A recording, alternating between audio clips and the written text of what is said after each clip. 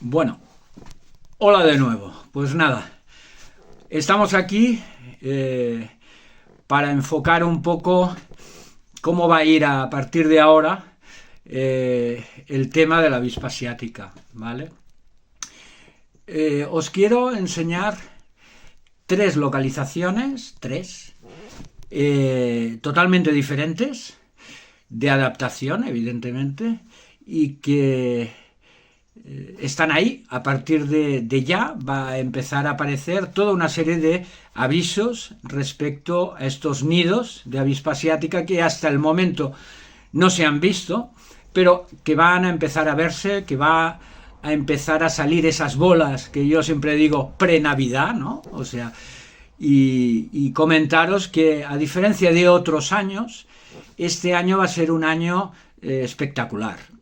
Cuando hablo de espectacular, hablo de nidos, tanto secundarios como terciarios, como los últimos de las reinas, digamos, superpotentes y acaban haciendo el degenerativo, van a ser nidos enormes. ¿Por qué?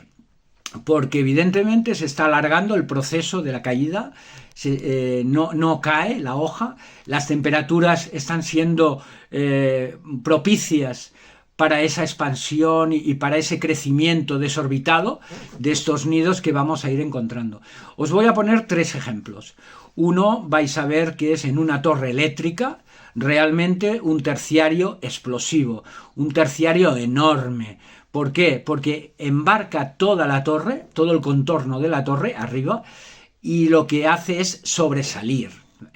Y estamos hablando de un nido de reinas, un nido de reinas terciario, pero es un nido brutal, o sea, muy grande, ¿vale? Fuera de lo que es habitual, ¿vale? El segundo nido que os presento para que veáis es en una casa, en un pórtico de una casa, arriba, cogido, digamos, en la zona de cruz de la casa, es unifamiliar, ¿no? Y ahí está, es un nido más bien degenerativo, finalización de temporada, y también es muy grande para ser un nido, digamos, de otoño, de finales, ¿no?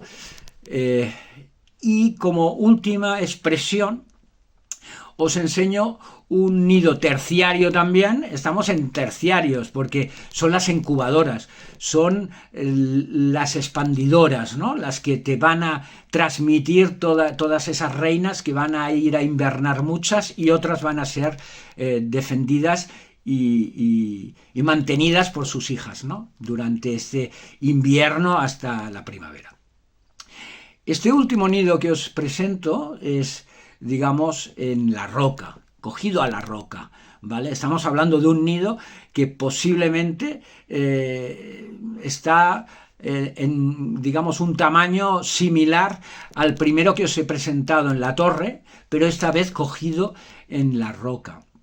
Evidentemente buscando, digamos, geológicamente hablando, un lugar estable, un lugar privilegiado, de una buena visión, buena expansión y realmente una zona, digamos, protegida de la lluvia, del viento y además en un entorno realmente que es maravilloso, ¿no? Pues nada, aquí os dejo el toque y que sepáis que a partir de ahora vais a ver a nivel visual nidos enormes, ¿vale? Siempre tenéis que pensar que esos nidos que veis en las copas de los árboles, esos nidos que veis, esas bolas, que las veis grandes, pero que evidentemente no os hacéis a la idea de lo grandes que son, perdón,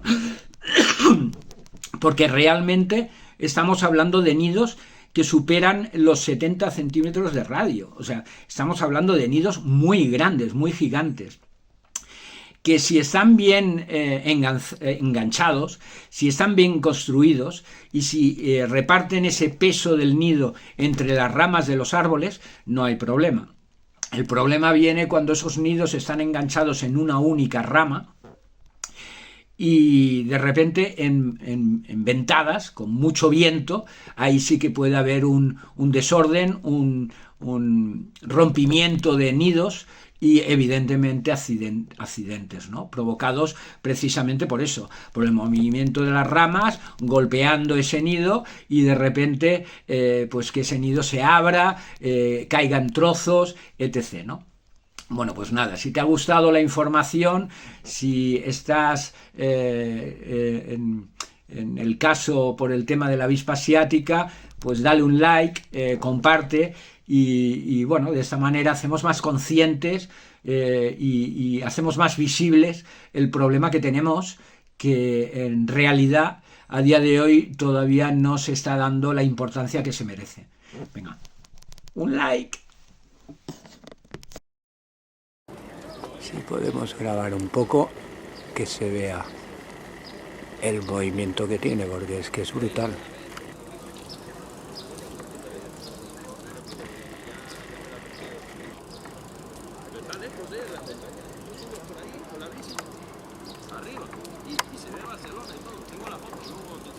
Fijaros lo grande que es el nido.